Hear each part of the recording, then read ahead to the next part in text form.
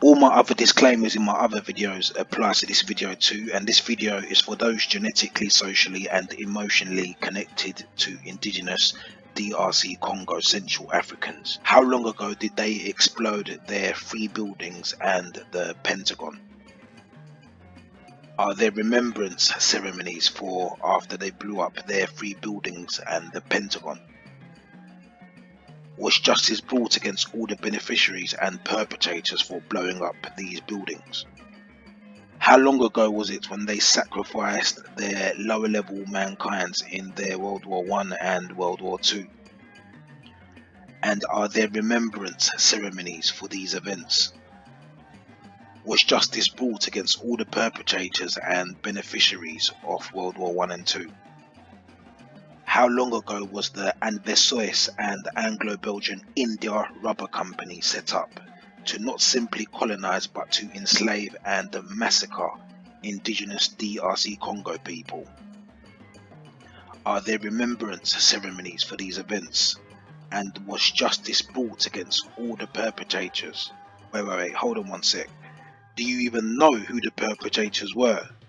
Who got rich off massacring and enslaving our people? And where are the descendants of the beneficiaries today? Some of today's Americans and Caribbeans who are genetically, socially and emotionally connected to indigenous DRC Congo Central Africans have established important course of events during the transatlantic slave trade, enabling them to understand who were the perpetrators and beneficiaries of this event via brutal research or family paper trails, or by deciphering their DNA ethnicity estimates with some distant cousin matches. This enables some of our distant diaspora cousins to elevate these transatlantic slave trade facts for different benefits, and the benefits could range from holistic to righteousness to spiritual and financial benefits, a combination of either of the 4 or other things.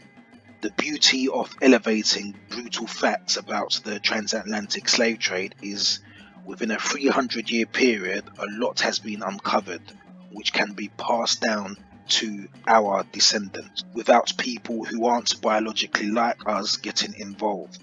Here are some of my DNA matches from the Americas and the Caribbean, which are not false positives, because sometimes even at up to a 4th distance these companies can generate fake distant cousin matches, which is what some of the controlled Pan-Africans won't tell you. These are, and this indicates all of these people on my match list share a common ancestor with me, who came from the deep interiors of today's DRC Congo within around a 300-year period. It was only 130 years ago that the Anversois and Anglo-Belgian India Rubber Company was set up in the interiors of DRC Congo to enslave and massacre our people. History tells us particular types of mankind have historical habits of nominating themselves to tell your history, especially when you do not understand the importance of your own history. Always remember that it's important that you are in charge of your own history. And this also applies to the diaspora in America and the Caribbean as well. If we all abandon it, then what will happen is the controlled Pan-Africans, they will take control of it to basically tell our stories for us. The entities that work with the people in black faces who disguise themselves under Pan-Africanism or Kemet and those sort of stuff are used to police the information surfacing black social communities, especially when it concerns countries like DRC Congo. This is why various Pan-Africanists are supported by major social mediums, providing they are participating in causing ethnic distortion or distorting history, especially history that concerns DRC Congo. For example, if they start bringing out the true facts about what happened in Rwanda in 1994 and who were the perpetrators, etc., then that's when they won't get supported. One of the controlled Pan-Africans said to me, Patrice Lumumba was inspired by Pan-Africanism. But I told him, you telling that to me is basically different to showing that Patrice Lumumba's ethnic group was anti-European before they even knew that Ghanaians existed. which can open up discussions which they would not want to discuss on their large Pan-African platforms. And you will better understand why if you understand these entities against us seek specific behaviors and characteristics of specific peoples for their globalization agendas. So for instance, it's not a secret that the north of Africa is isolated from sub-Saharan Africa, but they will try to make everything communal. And when you enter those subjects, they basically become wish-washy, and then it starts to become, you know, we're all one anyway, we all have the same haplogroup, those sort of lies. And then they start going into, we all share common ancestor and things of that nature, just so that they can basically meet the criteria for the support that they are getting from the entities on the outside.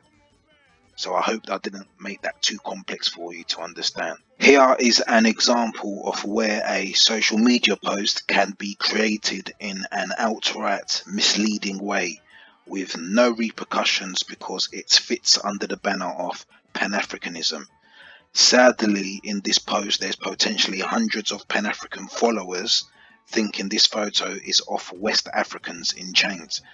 Sadly, these hundreds of Pan-Africans don't even know West Africans were categorized as Hausa within the West African Frontier Force. This means irrespective of the West African ethnic group, if like a Yoruba person or a Edo person entered the West African Frontier Force from Lagos, they will be categorized as Hausa. They enlisted them on these categories to protect their identity. Queen Victoria got her historical African slave raiding army to enter the force publique, categorized as Hausas, including specific people groups from today's country we know today as Togo, Ghana, Senegal, and Sierra Leone. Also, just to mention as well, there would have been people coming from the King's African Rifles, which would have been the East African groups. One of the main ones is just categorized. It's the same thing actually. They would say Zanzibar groups, but it basically comprises of different people groups from the eastern side of Africa who are in the King's African Rifles. And just like the West African Frontier Force, these people were put into the force publique to go into Central Africa, the same way the West African Frontier Force was put into the force publique to go into Central Africa. In European paperwork, they were referred to as agents of the Congo Free State, and their job was to help their European allies to enslave the indigenous Congolese populations. You may have seen this picture before in one of my other videos. So here is a small example of a Nigerian who's categorized as Hausa, who basically chopped off the hands of many of our people as per European orders. And even though I'm showing you this doesn't apply to every single Nigerian. These people were selected to do this because of their behaviors and mentalities. Furthermore, even when we go back to the Atlantic slave trade, Pan-Africans are supported to promote this notion, which means a slave port is synonymous with an ethnic group or specific ethnic groups. How many of you knew Central Africans were also taken into West Africa to be shipped off as slaves via Calabar in today's Nigeria? And I've even come across material that suggests that there was Central Africans taken as far as Senegal following the Arab Hausa Fulani conquest across the Sahel into Mali or via Mali. Why am I telling you this? I'm telling you this because the slave trade was allegedly abolished in 1807 and allegedly officially stopped in 1811. So if you consider these dates, what happens to all the indigenous Central Africans who will then be stranded in West Africa around 1811 onwards? Do also note what these controlled Pan-Africans won't tell you. Enslaved people were not immediately shipped off. They would have been trafficked weeks or even months walk away, like literally months walk away. So when they arrived at the coast, they would have basically lived on the coast of West Africa prior to being shipped. There was a perfect example of how when basically females arrived at the coast, they would have been impregnated and the children of those women would be shipped. So please do not allow controlled Pan-Africans to tell you it was mostly male adults on those slave ships, which is what they are trying to promote with the DNA companies that basically support them. They want you to have this idea so that it basically clears out other forms of history, because they are in the process of trying to rewrite history. The Europeans likely took an equal amount of children with adults. It would be easier to prevent revolts and easier to manipulate the children as they're growing. So you don't need to be a mathematician or scientist to work out if many children were taken, someone was birthing these children on these coasts. And you don't need to be a mathematician or scientist to work out the Arab Moors or the House of Fulani of the times, or the people that would have came via Mauritania and across the Sahel via Mali. There was basically the first people to introduce the idea of impregnating ethnically different people to create a generation of enslaved people. This is why even today some people biologically like us are extremely obedient to oppressors and cannot comprehend when they are being dominated with evil intentions. And this is because it's rooted in their mentality by strategic design. It's a method. Now, going back to Central Africans ending up on the coast of Africa, let's not forget Central Africans ended up in today's Liberia from 1820 after the abolishment of slavery. In fact, I'm even surprised many of us aren't even aware Central African populations ended up as far as Sierra Leone before today's Liberia regions as well. So there's us here who understand it is clear as day Central African DNA ended up across the coasts of West Africa, and at least from the 1700s onwards this happened. But why is it not clear amongst the professional scientists who work with the globalists who disguise themselves as Pan-Africans? So in 2011, a writer and a population geneticist analysed DNA results of African reference populations who are still used today by major DNA companies. So these are reference populations that are still used by major DNA companies. He analysed their DNA with an admixture calculator that enables him to look beyond the constraints of West Africa equals Yoruba and Bantu, or South Central Africa equals Pygmy and San, stuff like that. So here's what his findings looked like with the populations he used. Do you notice something? Now ask yourself, how is it possible on these modern populations an abundance of the Bantu category was detected? Why did the globalists not show you this via their Pan-Africans?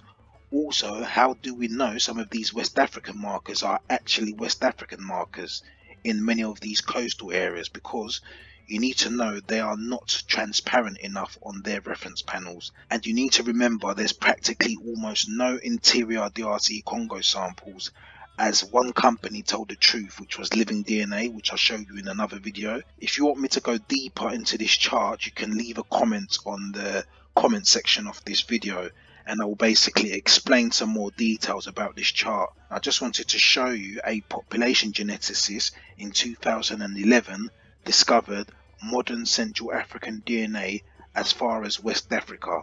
Now let's look at the DNA updates from Ancestry DNA and Family Tree DNA. This concerns Central African DNA. So, is there proof of reference DRC Congo ethnic groups away from the coast? And the answer is no. For example, there is no proof of interior DRC Kuba people being sampled on these reference panels, or for example there is no proof of DRC Congo Baluba people being sampled and represented on these reference panels. Second, is there a region called DRC Congo on both of these panels? And the answer is no. And you will start to understand how this all comes together, because you will find regions like Ghana or Benin, Togo, Nigeria, but there will not be a region called DRC Congo. And some of you are probably starting to get the bigger picture now, and some of you are probably starting to understand why as I go along. The third one, does the Congo Basin, Equatorial Africa or Western Bantu people regions, which is the categorized regions on Family Tree DNA and then on Ancestry DNA, does these regions equal DRC Congo interiors? And the answer is no. Some of you may be thinking, oh look, it says Congo Basin on family tree DNA, or it says Equatorial Africa to equal Gabon, but it does not mean that it equals the DRC Congo interiors. So remember about genetic distance, what they are basically doing is they would basically say if you are genetically closer to some people in the coastal areas, then they are already making an assumption that this may be the DNA representation of the Baluba people, or this may be a DNA representation of the Bakuba people. You understand what I'm basically explaining now? And the same goes for Western Bantu people region on ancestry DNA. There's no proof that they have sampled interior DRC Congo people. So if they was to tell the truth, I'm more than confident that their reference panels will show the majority of their Central African samples is from the coast. And what they have done is they have basically created a broad region to basically mislead you. And this isn't to take away the fact that there are people on the coast who are biologically like us. What I'm basically saying is there is more to our biological makeup and DNA that they do not want to reveal. And they know this, and they are successful at this by making clever categories for their samples, and while not telling you, they have not explored the DNA of the interiors of DRC Congo, or probably they have, but they don't want to probably release some information. And the last one, number 4, is that did they tell you Bayaka and Booty are distinct, and did they tell you that there are more hunter-gatherer groups than Bayaka and Booty? And the word is no. They did not tell you, and they did not tell you that there are more groups than Bayaka and Booty. It's very important that you understand that. So you need to put it in your head, why is it that on these reference panels they make a pygmy so-called population to represent Bayaka and Booty? You need to remember that, considering that there are multiple groups. I will start with Ancestry DNA. They narrowed their Cameroon Congo Bantu people region to the 2 Congos, Namibia, Angola, and Zambia. In their secondary locations, they added Réunion and Seychelles Island. They removed the Mali, but they kept the Liberia and Guinea to prove Central Africans ended up in those regions. I'm guessing they removed the Mali one because it might be a little bit controversial. Perhaps including the Mali was far too controversial, but luckily we have the records to still support this fact. And I want to highlight some points in regards to how the dates and Bantu homeland positions basically change, like, magically with these scientists. So for example, here on Ancestry DNA, they use the word it is suggested that Central Africans moved north of Cameroon into today's Gabon and Cameroon borders, which is the so-called Bantu homeland. So you need to be careful with these Pan-Africans that come to you forcing this idea that everybody comes from the Nigerian highlands and stuff of that nature, to basically distort another part of history that we can basically put together ourselves. It should be clear as day and precise, and it's not. That's why they use words like suggested. And remember, there is not linguistic, archaeological, or cultural continuity showing Nok civilizations making their way down into the Gabon borders. This gives us strong reasons to understand they have to rely on creating hypotheses that are in excess of 2,000 years ago, and you will start to understand why as I go along. Because remember, if you watch my Bantu Expansion live video part 2, the dates that they estimated was around 2,000 years ago, that they said that the so-called Bantu migration happened. They said it was around 2,000 years ago, and they insinuated it would have come from the Ugandan regions, which some of us can also insinuate it could have come from the South Sudan regions. But we basically wipe out our possibility to construct our own history when we approve of the controlled Pan-Africans idea. So Family Tree DNA surprisingly made a strong controversial comment which supports what I have been arguing for years. They made it abundantly clear that today's Nigerian West African DNA is distinct from Bantu DNA. I repeat, in case some of you didn't hear me, they made it abundantly clear that today's Nigerian West African DNA is distinct from Bantu DNA. For years, I used to argue that Central African DNA is distinct from West African DNA based on my own findings, and they used to send these controlled Pan-Africans to obviously argue against my statements and ridicule me.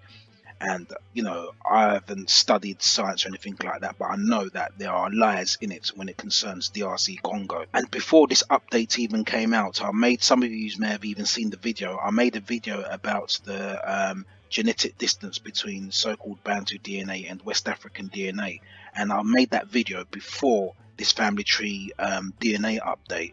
So what they're going to do now is they're going to try to find a new host group. So they may not try to use Yoruba anymore. They'll probably try to find like a Igbo clan. Notice I said Igbo clan. I didn't say the whole Igbo, but I said Igbo clan. The reason why they're going to try to find a Igbo clan as their new prototype is because it's going to be a bit more difficult to use Yoruba, because they know that us Central Africans know that in these old calculators, or the majority of these calculators, they've presented West Africa and Nigerian regions to act as a host for majority of Central African DNA representations, if that makes sense. This is why a lot of people in America who have Central African roots, their DNA has been distorted via high Nigerian percentages. So for instance, there could be an ethnically mixed person who has been categorized as 100% from a particular region, and if there is DNA looking similar, sometimes it's not even always a match, because remember, sometimes they generate fake distant cousin matches. So if the DNA looks similar, then that would increase your Nigerian percentage. If you have the similar admixture proportion to that host group, then your DNA will come up looking like that host group's. Furthermore, do not forget, mainstream scientists said the mass Bantu migration from Nigeria took place around 2,000 years ago. This was at the beginnings. At first, they said that it took place around 2,000 years ago. Therefore, the mainstream scientists are now indirectly leaning on a new timeline of 5,000 years instead of around 2,000 years ago before, because they know it will be difficult to explain how West African DNA became so distinct to the Bantu DNA within a short space of 2,000 years. Do also note, family tree DNA said more research needs to be done concerning the so-called Bantu migration and the genetic differences between so-called West Africans and so-called Bantus, which is controversial considering they specialize in DNA haplogroup assignment theories, which basically affirm that Nigerians and so-called Bantus are biologically the same, to support the fake, misleading Niger-Congo language groupings, which some of these Christianity 2.0 Hebrews and the controlled Pan-Africans like to push on us.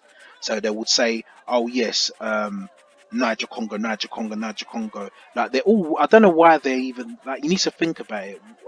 For example, me, I don't have like a huge following or anything like that, but there's people that are so-called experts coming on to my page, sending me messages, trying to argue with me, creating troll accounts, trying to argue with me about high science and stuff like that, when now these family tree DNA, they're basically saying what I've been basically saying for a couple of years, and I haven't learned anything in the university concerning all these sciences.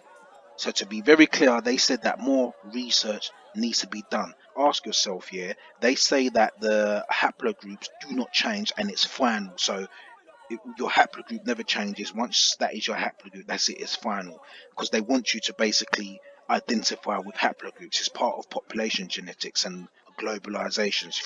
If you put your mind to it, what they basically want to do is handpick which groups of people they want in certain places, which is why I don't believe in the this is going to be a very controversial statement. For instance, the Lemba people. It's funny how during the course of time with the Sephardic Jews, that is when the information about the Lemba basically came out, when they started to enter South Africa and Zimbabwe and all that information. So for me, in my eyes, some of those Lemba people, they have been inserted into a J category for geopolitical and political reasons. I'm not saying this to offend anybody. I see a lot of yous as my people. However, the truth needs to start coming out. So to put it quite bluntly to you, depending on the political climate, the geopolitical climate, they will assign specific groups to specific regions to basically meet the history that they are creating and to meet the plans that they have basically probably created 10 years, 15 years, 30 years in advance. So, however, ultimately, I don't want you to confuse my statements with an attack on the Lemba people. No, I'm not saying that. What I'm basically saying is whatever's happened following the Sephardic Jews' interest in Central Africa, firstly, because you need to remember as well, this is off my head. I'm not reading nothing or anything. A lot of Sephardic Jewish people, after they especially after they killed Patrice Lumumba as well, and leading up to that, when the Irish infiltrated Katanga and the Europeans were actually warring with amongst themselves. So Europeans warring each other inside Congo. There was lots of groups of Sephardic people that were already established in Zimbabwe and South Africa, those sort of places, because that was their base, in other words. And accompanied to that, there's obviously been some sort of agreements with some specific groups of people, and it's funny how, you know, specific groups of people have also been inserted into a haplogroup J to basically keep the brotherhood alive. So we're not stupid. This information needs to come out and it needs to be questioned, because we can bring out material that basically challenges these scientists, and it's not because we are clever or because we've done science, it's because it's our history and we can speak for ourselves. But I'm not going to go much into this. I'm not going to go too deep into that. All I'm basically going to say is, if you are Lemba, you can still be Lemba and you can still keep your history without associating it with haplogroup assignments.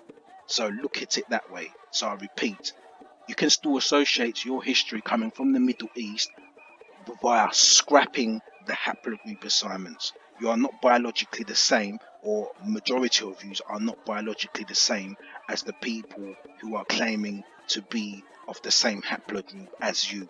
The same way many of us Central Africans are not biologically the same as the North Africans who have been assigned a E haplogroup. Adding to this, FTDNA did not clarify what they mean by hunter-gatherers within their description for regions. They did not make it clear if they are speaking about a Central African forager or an African hunter-gatherer, who are also now classified as Bantu. They even touched on a geopolitical matter concerning Uganda, which I touched on in several of our videos, which is contrary to mainstream DNA testing. One of the controlled Pan-Africans and some other people who are associated with them, they was basically saying DNA is not about politics, DNA is not about politics, but all of a sudden a major company that specializes in haplogroup, they basically touched on a political matter in their DNA description region. So this is just for proof that, I don't know, I wouldn't be surprised if some of these people are watching us. It's not because they think we're special. They think we're pieces of shit. Excuse my language. They do think that we're just small people to them, that can be easily disposed. What they are just basically looking at is if our talking points begin to interfere with what they are trying to create with the new history and their new globalization plans, etc. So we may say things or do things that simply come out. I can't remember who said it before, but it makes sense why some people from larger platforms with huge amounts of subscribers, they send people to little platforms like ours to basically argue with us about certain things. Advising our people to be extremely careful of any DNA mascots affiliated with any major company, especially 23andMe, because they've got a lot of DNA mascots in 23andMe who are basically updating soon, and I'll do another update for 23andMe and MyHeritage after. So basically, concerning FTDNA, I'm confident they are working in progress to basically create fake archaeological finds in potentially Nigeria to support their fake Niger-Congo language grouping and their ghost population theory. So they're basically making a theory that there was another species that was similar to the Neanderthal that was in Africa. All it is they want to include themselves within our fabric that they call Africa.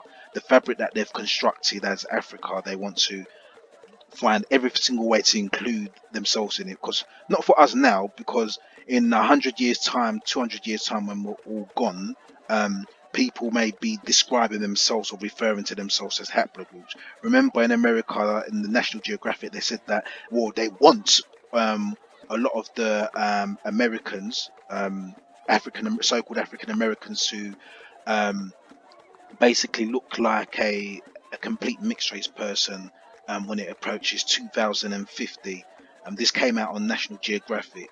They were basically predicting this is how Americans will basically look like. It's part of social engineering and all that stuff, but you will get the point. Continuing on, I'm confident they are working in progress of create fake archaeological finds in Nigeria to support their fake Niger Congo language grouping and ghost population theory, which indirectly means they want to create another fake species on their phyla tree, possibly on the, the haplogroup phyla tree when it goes to A, B, C, and if you go before A, you've got the Neanderthals and the ape-like looking creatures. So basically another fake species on their phyla tree so they can add further stories contributing to how we think about population genetics, or how the average consumer thinks, whilst the scientists are, being the mastermind in this.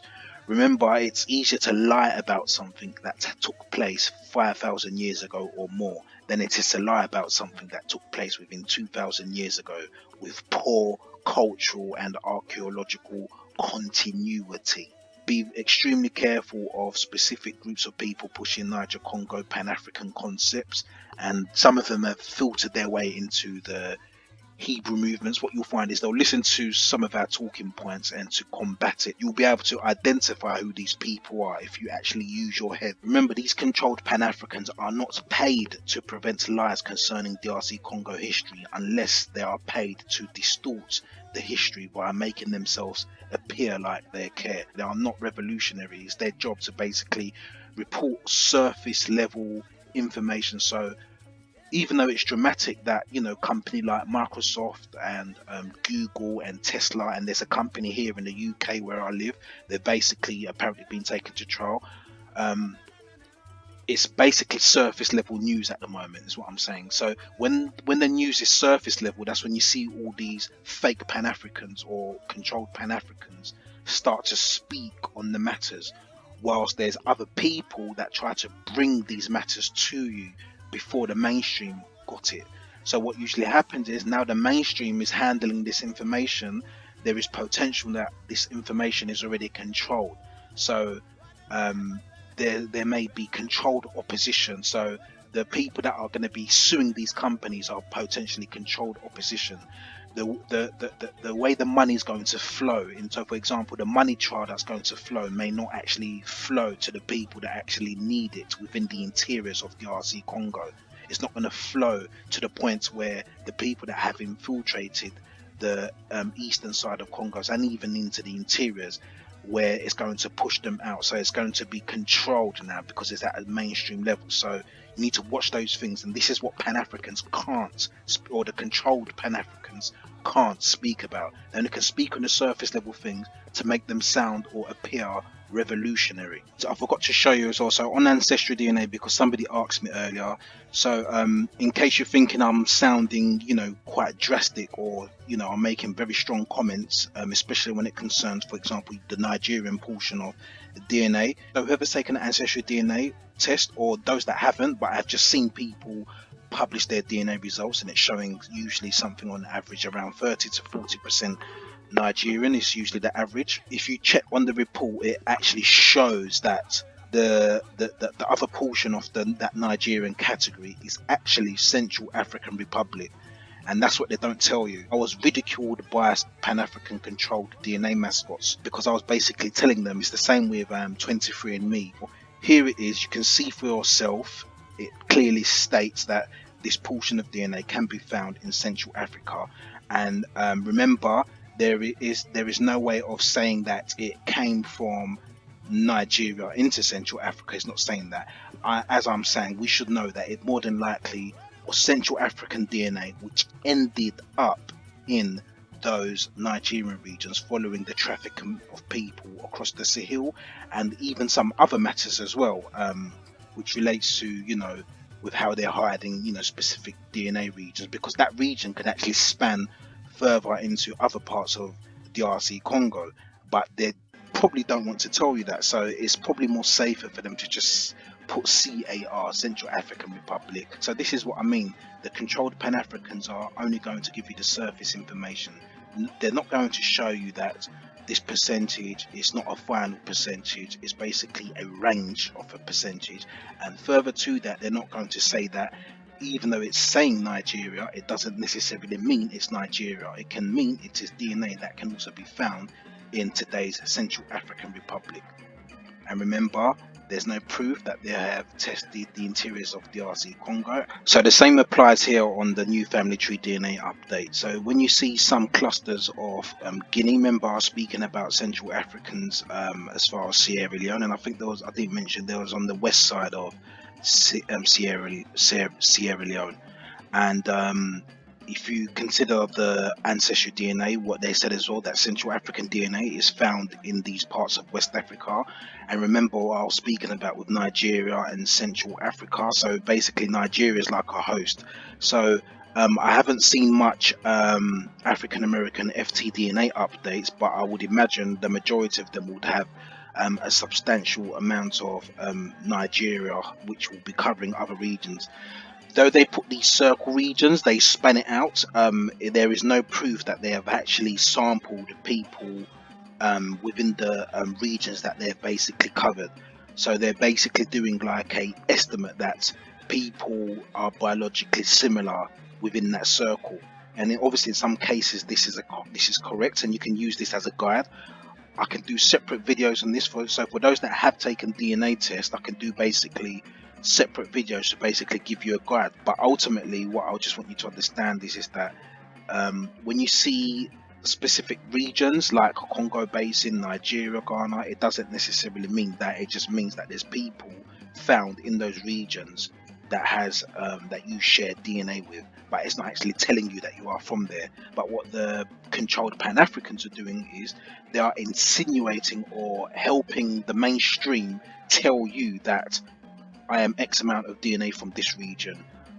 This means that I am from there. So if today I found the same thing and it was basically showing, DRC Congo, it showed the DRC Congo, and I found discrepancies, I will tell you that that doesn't mean you are from. So this is nothing to do with being biased or anything like that. It's to do with truth.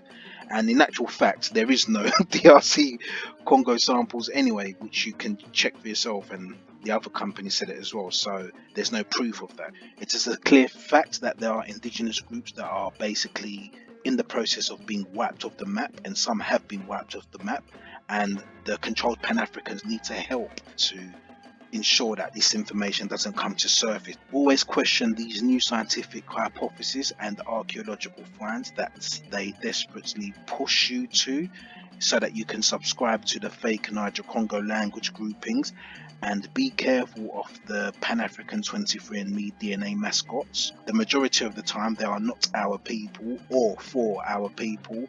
Many of us are biologically different too. They are also capable of creating fake family connections via DNA, which I will leave for another discussion. So don't be confused. If there's groups of people that want to identifying themselves with a particular place in Africa, that is not my concern. I'm not bothered. If you think you are East African, South African, West African in a particular country there, that's not my concern. As soon as it concerns DRC Congo, that is when it's our concern. So don't think just because you are dealing with a matter in West Africa that we won't know if it concerns DRC Congo. So that is my point. We thank Zambe, some of us are still alive today to speak for ourselves without other entities speaking on our behalf, which is not part of the controlled Pan-Africans algorithms. That is why they are very frustrated. And all the people groups I've mentioned in this video, don't think that I've got an issue with them. And if you are from one of those people group and you've managed to stomach this video, don't think that I've got an issue with a whole group of Nigerians or a whole group of West Africans or a whole group of people from Zimbabwe, etc. That's not the case. It's a matter of fact and truth.